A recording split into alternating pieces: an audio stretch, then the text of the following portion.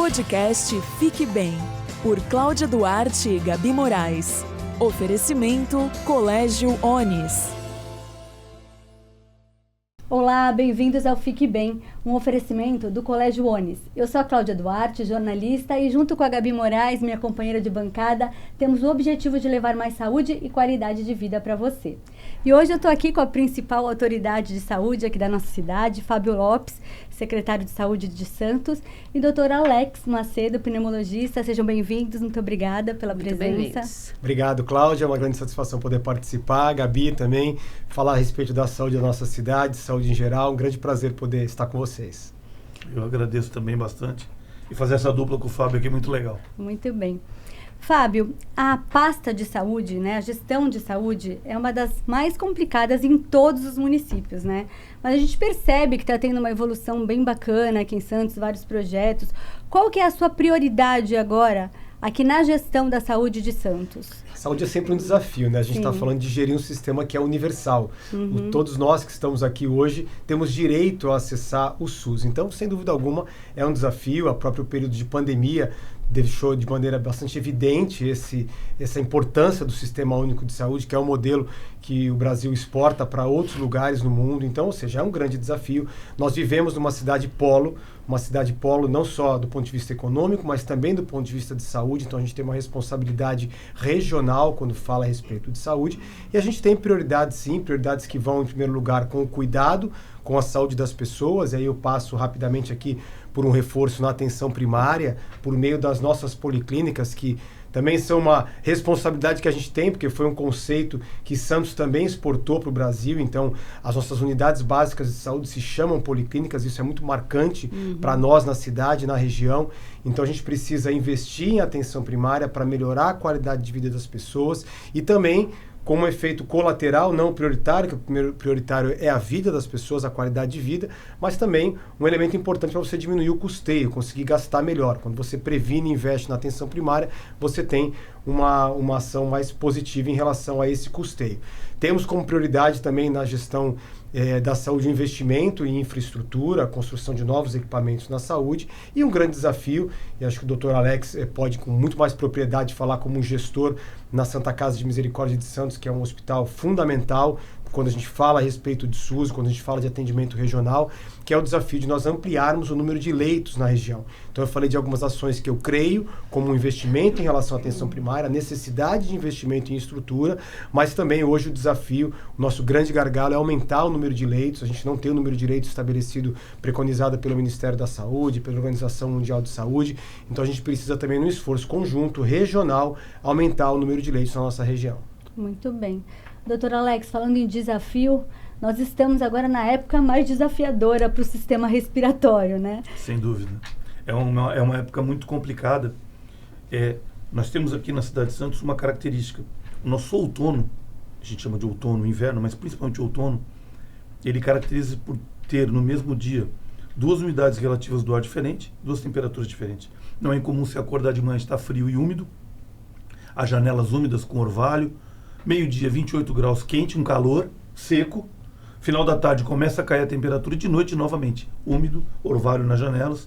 Então o sistema respiratório, que é a primeira entrada do ar, que uma hora está úmido, outra hora está seco, uma hora está frio, outra hora está quente, ela reage imediatamente a isso. E aí caracteriza a época das ites, da rinite, da bronquite, da rinocinusite, que são as reações alérgicas que a gente tem no corpo. Só que a gente também fica confinado, está mais frio, janelas fechadas, janela dos ônibus fechadas, muita gente indo no shopping, chovendo, e aí a troca de microgotículos, troca de vírus, bactérias, então também aumenta um outro polo dessa situação, que são as doenças infecciosas respiratórias. Então, nós temos duas fontes de doença, as ites alérgicas e os processos infecciosos respiratórios. Até posso aproveitar, Cláudia? Até aproveitando, a gente sempre faz uma pesquisa também do que o pessoal quer ouvir, né? O que o pessoal quer entender sobre. A Cláudia falou sobre essa questão do clima atual. O pessoal fica mais em casa mesmo, porque dá frio, né? Então a pessoa tem mais preguiça de sair e tudo mais.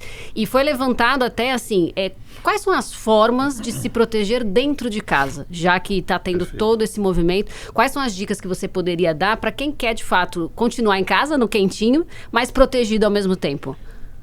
E até em lugares fechados. Exato, né? você vai sair. Em casa, As pessoas que estão em casa, elas na realidade se protegem muito dos processos infecciosos. Lembrando que o nosso principal vetor são as crianças. O intervalo, o break do inverno, tanto aqui no hemisfério sul como no hemisfério norte, tem um único objetivo: tirar as crianças da escola para diminuir a transmissão cruzada e as crianças, consequentemente, contaminarem os adultos. Então, esse intervalo de inverno já tem esse propósito. As crianças hoje são o principal veículo. Não é incomum uma criança ficar doente e você coloca 4 a 5 dias depois, o avô, a avó, acaba passando para a família toda. Exatamente. Agora, dentro de casa, o que impacta muito são as doenças alérgicas. Então, é a época que está se tirando casaco, que está se tirando edredom, colchas.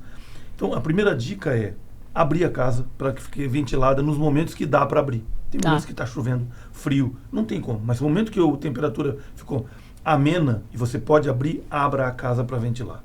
2, retirar as coisas que você tem guardadas, casacos, mantas, malhas, e lavar. Santos vai ter um problema nessa época.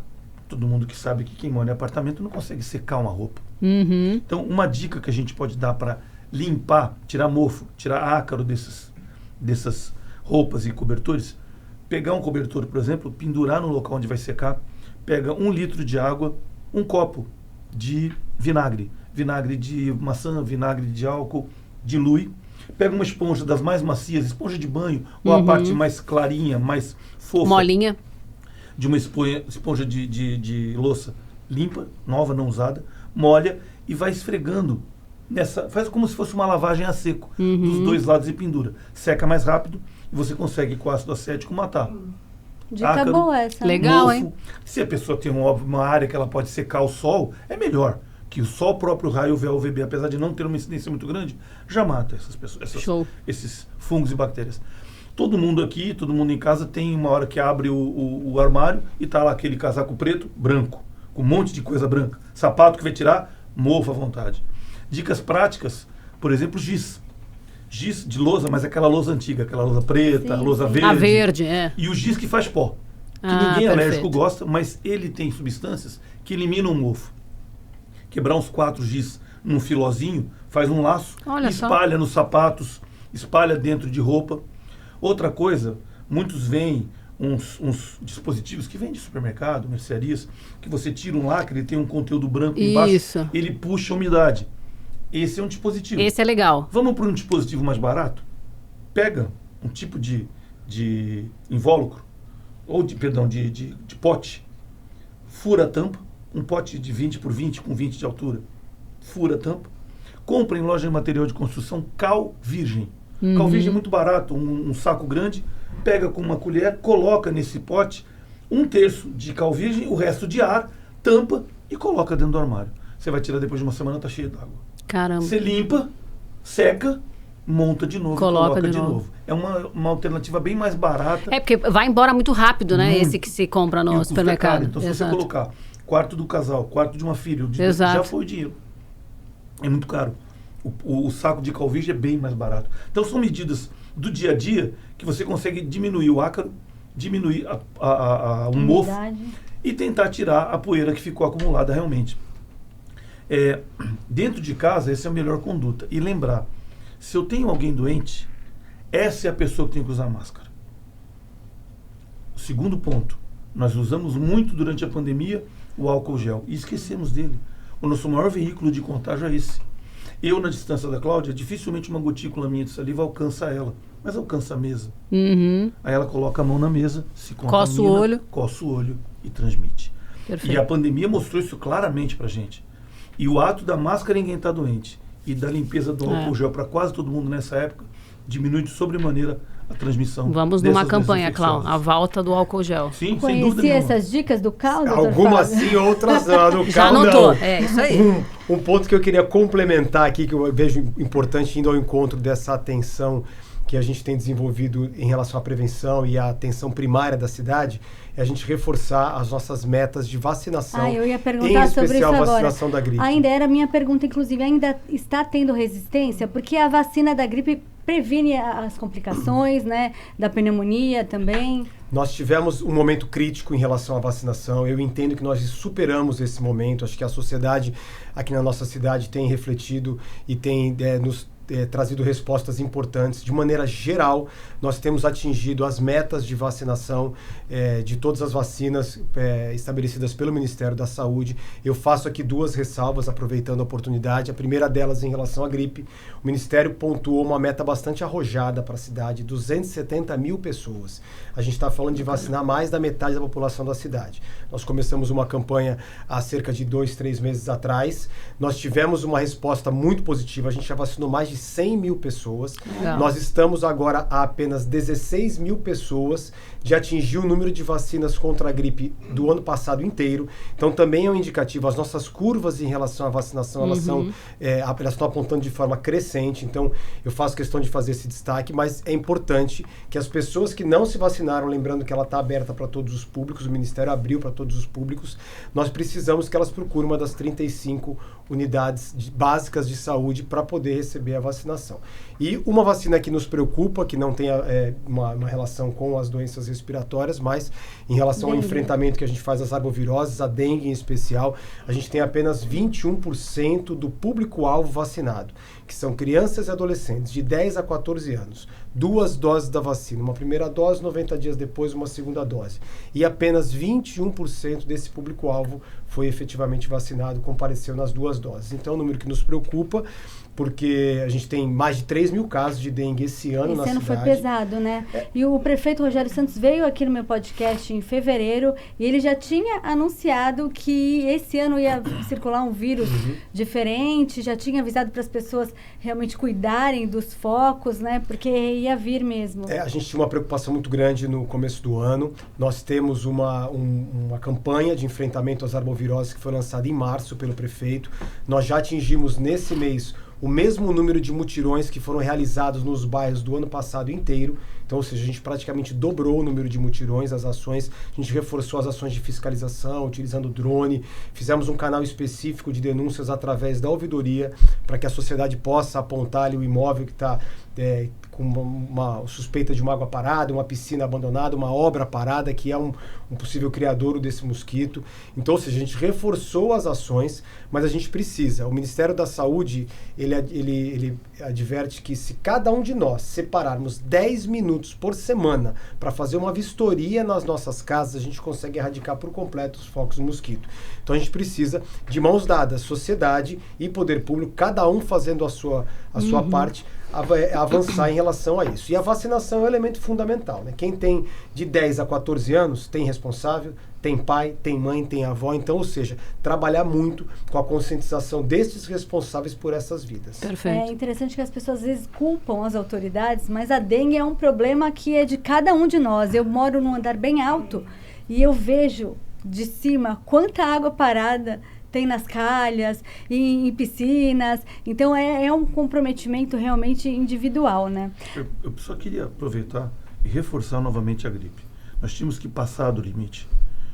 Nós tínhamos que ter, a população tem que procurar. A população não consegue entender o grau de gravidade que nós estamos. Nós não vimos mais o que estamos vendo nos últimos anos. Existia uma politização, uma discussão de vacina é bom, vacina é ruim, vacina é bom, vacina é ruim. Só que veja, a primeira pandemia viral que nós tivemos foi a H1N1 em 2009 e 2010. Mais de 50 mil mortes registradas. E nós tínhamos um problema de fazer diagnóstico 60 dias para chegar ao resultado. Esse número deve ser maior. 2011 chega a vacina.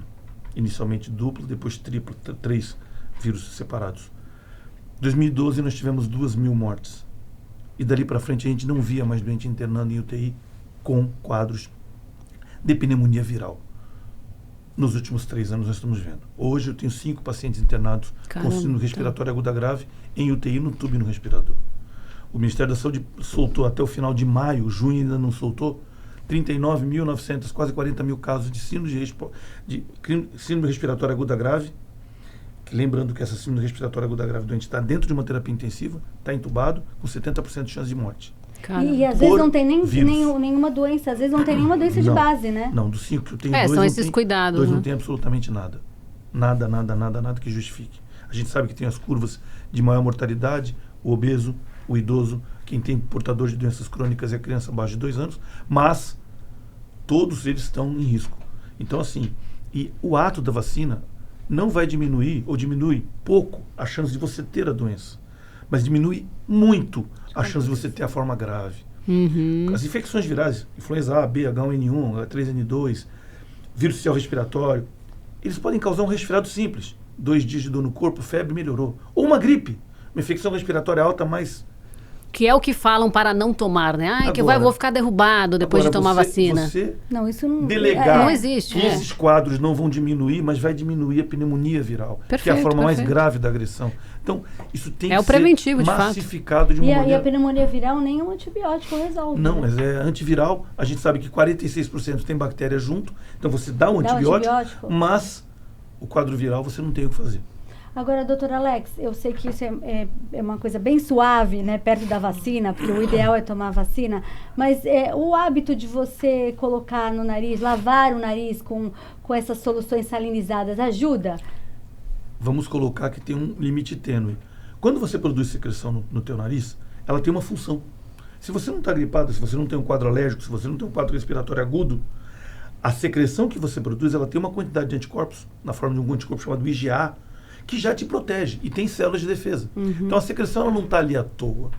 Então pegar uma criança, um adolescente, um adulto que não está tendo nenhum problema e estimular que ele lave, ele está tirando uma proteção natural da via aérea superior.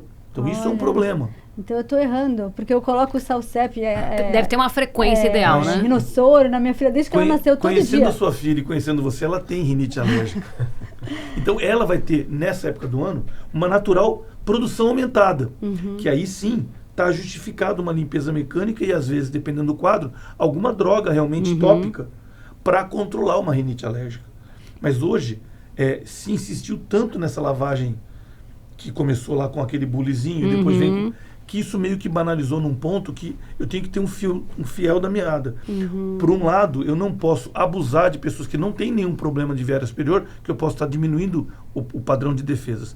Por outro lado, em quem tem produção aumentada, ele vai produzir um outro anticorpo alérgico que desvia o teu sistema de defesa e aumenta o risco de infecção. Então, para casos onde você tem a produção de secreção, está indicada a lavagem mecânica.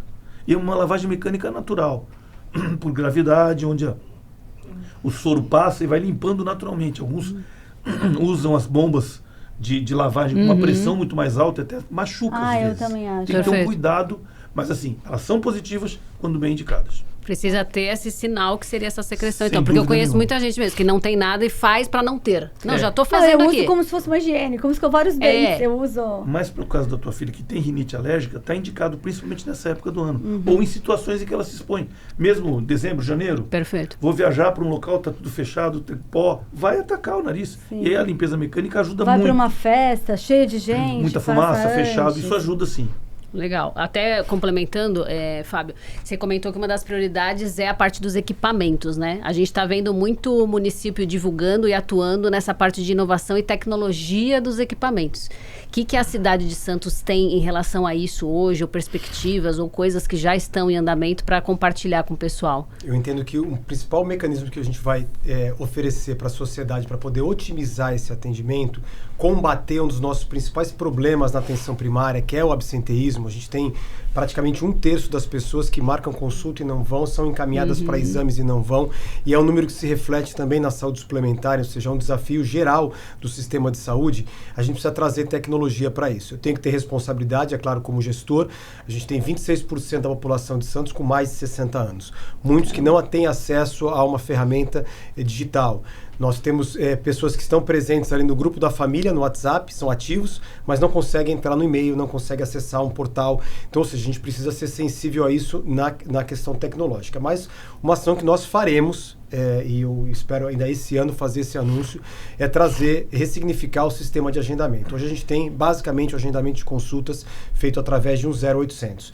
Com todo respeito ao 0800, eu acho que ele é uma ferramenta. É uma opção? É uma opção, mas não a opção que era há 20 anos atrás, quando a gente passou a ter o canal de comunicação, de aproximação, através de uma linha telefônica, com uma ligação gratuita, e você utilizar o 0800. Hoje não mais. A gente precisa ter um aplicativo, mas a gente precisa ter sensibilidade com esse público. Eu falei aqui do mais de 60, mas também a gente tem regiões com uma vulnerabilidade social mais acentuada no município, as pessoas têm dificuldade também de acessar.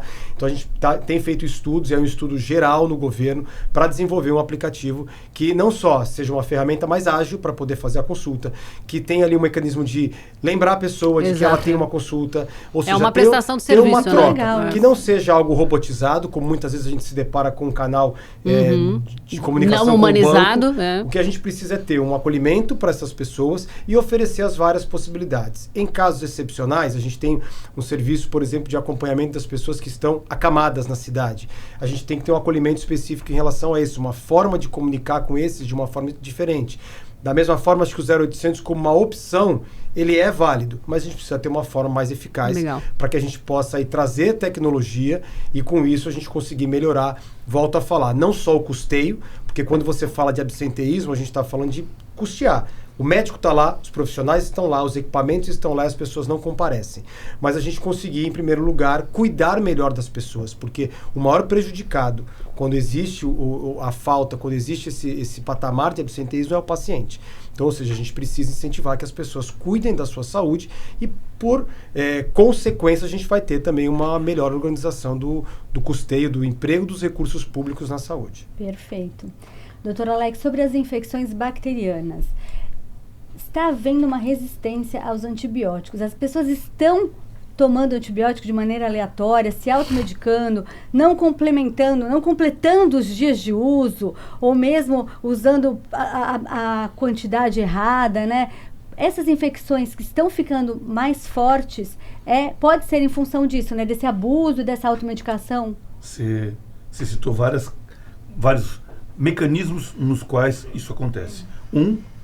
Uso abusivo e desnecessário muitas vezes. E aí você pega às vezes um profissional na linha de frente que não está totalmente seguro do que fazer, não consegue definir com muita clareza se isso é uma infecção viral ou uma infecção bacteriana. Na dúvida eu vou dar um antibiótico. Hoje temos antibióticos que você usa 1 por dia por 3 dias, por exemplo. É muito cômodo, muito prático, pouco efeito colateral. Então vamos dar. Porque tipo a azitromicina. Assim. Exatamente, esse é o ponto. Aí eu vou falar, vou usar. E aí o que acontece? A gente sempre fala isso em medicina, as bactérias, a gente não pergunta se vai existir a resistência, a gente pergunta quando ela vai chegar. Perfeito. E ela chega, e já está chegando para um antibiótico que é excelente, que você usa uma vez ao dia, mas que a resistência já está começando a chegar. E já chegou para outros antibióticos antigos, como a amoxicilina, por exemplo. E hoje, o outro problema, a outra ponta que nós temos, né? Nós não temos produção de novas classes de antibióticos, nem os novos antibióticos. Porque vamos entender o investidor, o cara que faz a pesquisa, o cara que investe 14 a 16 milhões de dólares na pesquisa, mais o mesmo valor para colocar um produto no mercado, e com 30, 40 milhões de dólares gasto, a hora que ele vai ver o retorno do investimento dele, em um ano criou resistência, o produto foi jogado no lixo. Então, esse problema, ele parte de 2 princípios. Você citou as causas, e as causas são essas mesmas. O uso abusivo, não completar o tratamento de maneira adequada. Acho que 2 vezes por dia funciona, são 3. São 7, mas eu vou usar só 5. Dá uma melhora, a pessoa para de Esse usar. é um problema muito sério que acontece. Esse é uma preocupação muito grande, mas uma preocupação maior ainda. O outro ponto. Isso vai chegar num momento que nós não temos mais antibióticos novos para chegarem. E aí nós temos esse problema. Isso já existe mais fortemente dentro dos hospitais, as chamadas infecções hospitalares.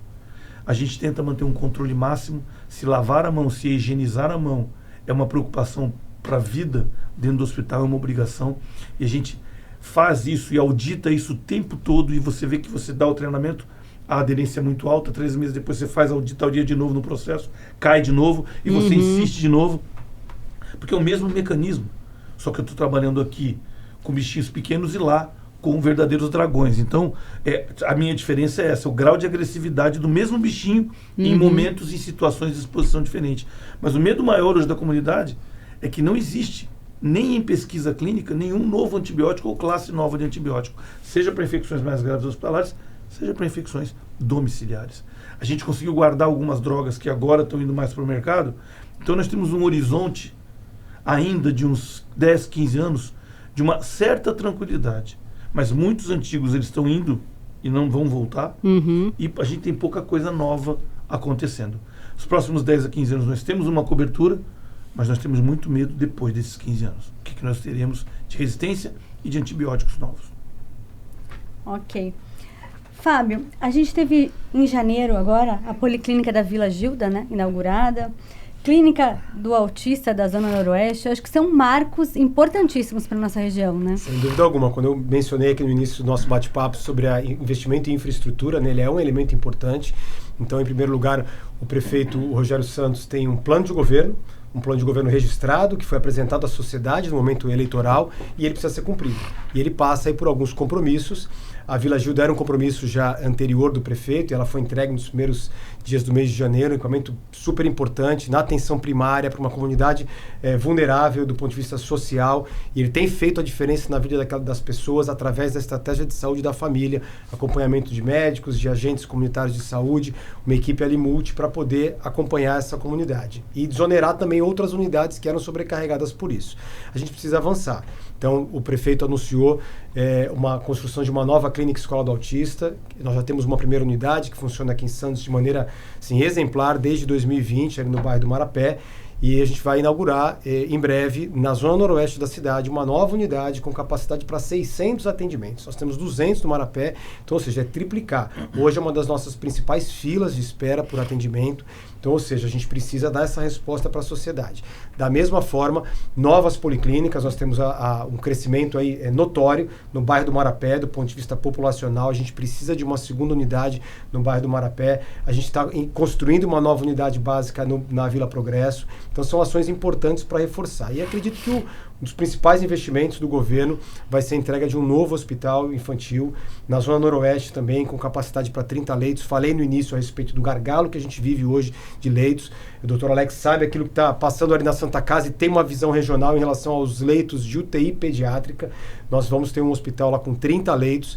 Ele será fundamental para a gente poder fazer as entregas necessárias para a saúde. A cidade não tem há muito tempo a entrega de um novo hospital. A gente teve a reabertura dos estivadores quando foi comprado pela prefeitura e efetivamente aberto, mas a prefeitura construir e entregar um hospital há muito tempo a gente não tem. Então, não tenho dúvida que vai ser uma obra importante para a sociedade, cumprindo ali com aquilo que o prefeito Rogério estabeleceu no seu plano de governo. Muito bom. Bom, chegamos ao fim. Antes da Gabi terminar aqui, eu quero que vocês dois deem algumas dicas. Aqui deixar algumas dicas para quem nos ouve, principalmente pensando na prevenção e no cuidado da própria saúde e também da comunidade. Eu vou colocar uma dica que eu tenho pautado aí as minhas ações em relação a isso. Nós temos hoje, através da internet, muita desinformação. E hoje acredito muito que os profissionais da saúde, assim como em todas as outras áreas, mas a saúde é fundamental, a saúde é a vida das pessoas. As pessoas têm se aconselhado na internet, quando deveria buscar aconselhamento com um profissional de saúde, com um médico, numa unidade de saúde, numa policlínica, num ambulatório. Então, a minha dica, a minha recomendação a toda a sociedade e a todo o público que está acompanhando aqui o nosso bate-papo é que, se você tiver alguma dúvida sobre vacina, sobre doença, sobre qualquer situação envolvendo a saúde, que você busque aconselhamento com um profissional da saúde e não na internet. Essa é a minha fake dica. News, né? Doutor, muita gente hoje em dia já chega no consultório com o diagnóstico e com o remédio que quer tomar. Sem dúvida. Só assinatura, só caneta aqui pra mim. No hospital, eu acabei agora na hora do almoço de discutir um caso com a mãe. Eu não discuti com os outros médicos, eu discuti um caso com a mãe. Era um caso realmente delicado da filha, mas assim, nós discutimos tecnicamente porque ela tinha lido tudo. Ah, perfeito. Tudo sobre ela. Ela teve internada num outro hospital, não conseguiu definir o que estava acontecendo, internou na Santa Casa para mim. Os residentes viram o caso mais cedo, me passaram, eu falei, vamos lá. Discuti o caso com os residentes, depois fui discutir com a mãe. E a mãe com conhecimento técnico. Alguns conhecimentos técnicos falhos, porque a internet ela te joga um monte de informação e você vai ter que filtrar. Eu vejo dois lados nessa situação. Vejo um lado ruim, porque existe muita desinformação. Antigamente você era competente porque você era conhecido porque era competente. Hoje, apenas porque você é conhecido, você já é competente. Não é bem isso que a rede social tem que trazer. Tem que trazer informação. E uma informação detalhada. E não acontece isso. Por outro lado, eu vejo que a população consegue, de alguma maneira, ter algum grau de informação.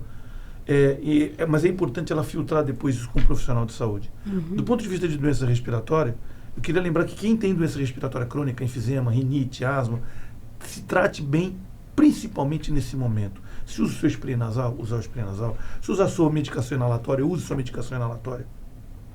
Isso ajuda, junto com essas medidas que a gente comentou hoje, para prevenir as doenças respiratórias que incidem muito agora. Eu queria dar um depoimento. O Fábio está há 6 meses na secretaria. E assim, ele entendeu. A gente teve uma reunião logo depois que ele começou, ele foi na Santa Casa se apresentar ao provedor, a gente bateu um papo, não o conhecia. E ele se apoderou dos problemas de uma maneira muito eficaz. E está começando a virar algumas coisas e alguns jogos que precisam ser virados. Tanto na saúde básica, que a gente já tinha comentado que é um desafio danado para ele, como ao número de leitos. A gente participou de uma reunião recente onde estava se discutindo regulação de vagas. Eu comecei falando assim, não podemos discutir a regulação porque nós não temos vagas. Nós vamos arrumar as vagas. Depois que a gente arrumar as vagas em quantidade, aí a qualidade de como nós vamos gerenciar essas vagas. E ele, com 6 meses dentro da secretaria, já se apoderou da situação e estão andando. Eu acho que a coisa tem tudo para dar certo.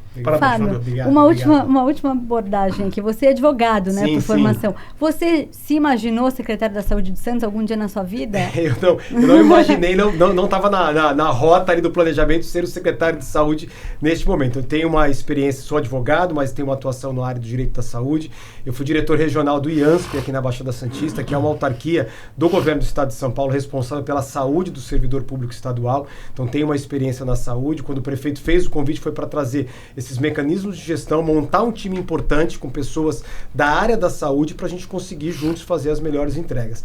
E eu devolvendo aqui a fala do Dr. Alex, foi fundamental também nesse momento de chegada à Secretaria Municipal de Saúde encontrar uma equipe qualificada em Santos que tem um reconhecimento não só estadual, mas até nacional. A gente tem médicos, profissionais da saúde importantes trabalhando em postos aí elevados do poder público em geral, mas também responsáveis por os hospitais que são referência na Baixada, com muita responsabilidade e seriedade, e não porque eu estou aqui com ele, mas já tive a oportunidade de falar, o Dr. Alex tem aí uma história de vida, eu já o conhecia, especialmente no período da pandemia, acho que ele foi muito importante para trazer informação de qualidade, e hoje é um grande prazer poder estar junto com ele, buscando as melhores soluções aí para a nossa cidade e região. Ótimo, parabéns pelo trabalho, viu, Obrigado. Dr. Alex?